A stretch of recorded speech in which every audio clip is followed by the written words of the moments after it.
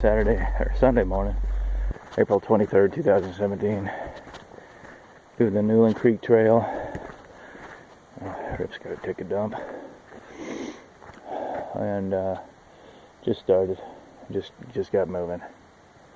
Just got past a few campers, and even though it had to have been below freezing overnight.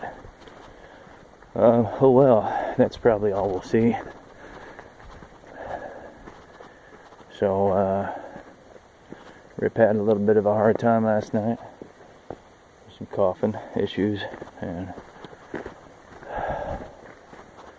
I just want us to make it to the sawmill. If he's doing well at that point, then we're going to keep going to the top. But the sawmill is my goal.